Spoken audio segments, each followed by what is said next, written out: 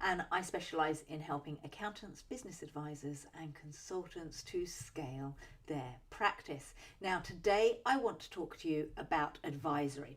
So let me know in the chat box, are you live? Hashtag live. Are you watching the replay? Hashtag replay.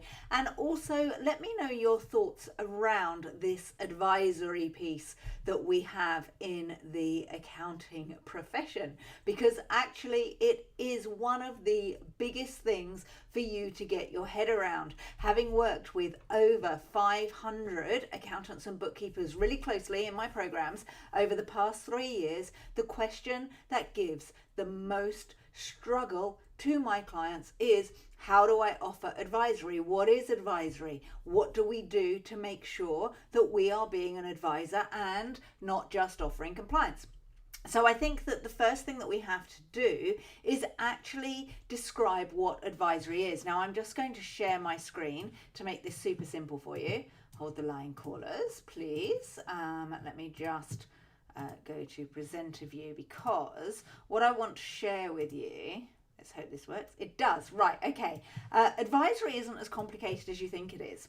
Now, advisory here, this is like a screenshot from Google. When I Googled what does advisory mean, it's having or consisting in the power to make recommendations. Okay. So it's having the power to make recommendations, but not to take action enforcing them. And this is why advisory is so freaking great for accountants, because you spend way too much time in the weeds doing the work for your clients. And the holy grail is advisory. And why is it the holy grail? It's because you don't have to spend your time in the weeds. You can share how they can actually develop their business, how they can take home more money, how they can reduce their tax, how they can run a leaner, more profitable business. That is your job. You give advice around that, but you don't have to take the action.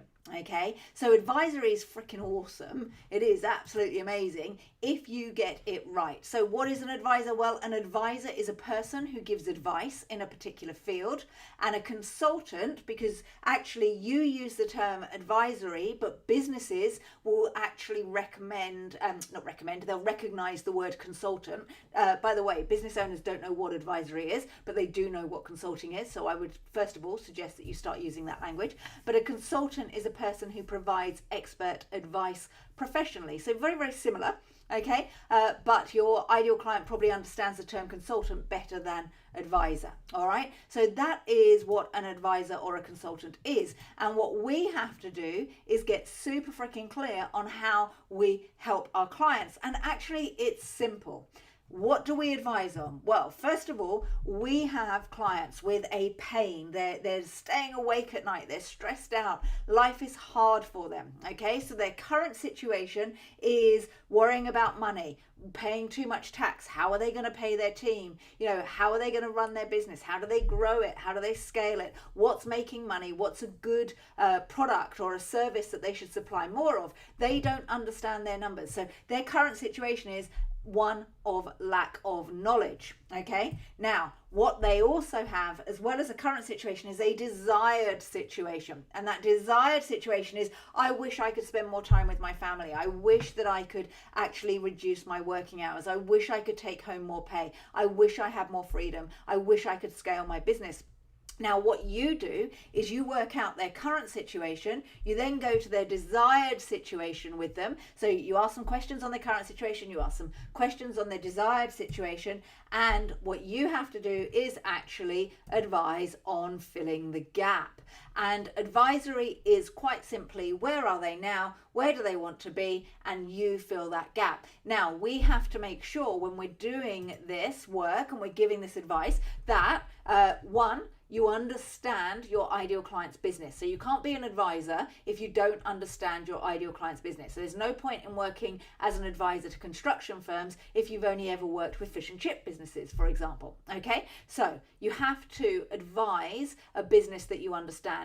understand how it works. So advisory isn't something that you wake up and do in the morning and go, oh my gosh, I'm an expert, I'm going to be an advisor, if you haven't worked with a particular kind of business, because advisors work exceptionally well when they niche down, or niche down if you're American, when they niche down and they understand that business. So first of all, you have to understand your ideal client's business inside and out. You have to lived and breathed. And one of the reasons why I am an advisor stroke consultant to accountants and bookkeepers is because I understand your business. Okay, so I have insights, having worked with so many of you, that you don't have because you've only worked with you. Okay, so you've only got your experience, whereas I've got experience of over 500 accountants and business advisors that I have worked with over the past 4 or 5 years. Okay, so understanding your ideal client's business is essential.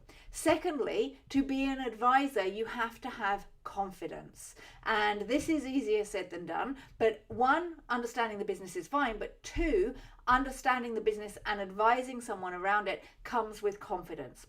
So although you might have just passed your exams, although you might have just launched your accounting business, if you have not worked in industry before, if you haven't worked in a practice before, if you don't have experience running a business, the chances are advisory is not where you're at yet.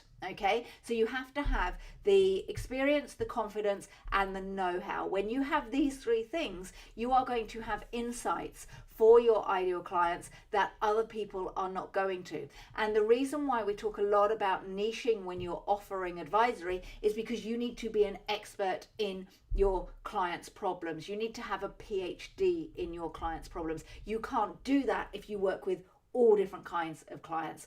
And I'm not saying that you only have to have one ideal client. You could have a practice that has 2 or 3 niches that you work with. I have a client, Teresa, and she works with the music industry, and she also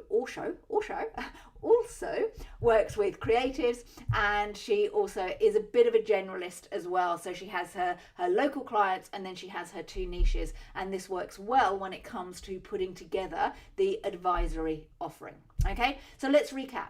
Why offer advisory? Well, absolutely, it transforms your ideal client's business. It helps them fill the gap. As I was saying, we take people from their current situation where they are now to their desired situation, and you advise on that gap. Very similar to what I do for my clients. So my clients come to me overworked and underpaid. They're working too hard. They're super stressed out. They're not getting the great clients. They don't know how to offer advisory. So that's current situation. Desired situation is ability to have a freedom practice, get their life back, make more money. I show you how to fill that gap. So as an advisor stroke consultant, that is what I do. It's not difficult once you understand the pains that your ideal client has. Okay, so advisory is great, but you have to have experience, you have to have confidence, and you have to have the know-how of an industry. Get those 3 things aligned, and you will provide huge value to your clients. When you provide huge value, you will be seen as valuable, and when you're valuable, you can charge your worth. When you charge your worth, you have freedom.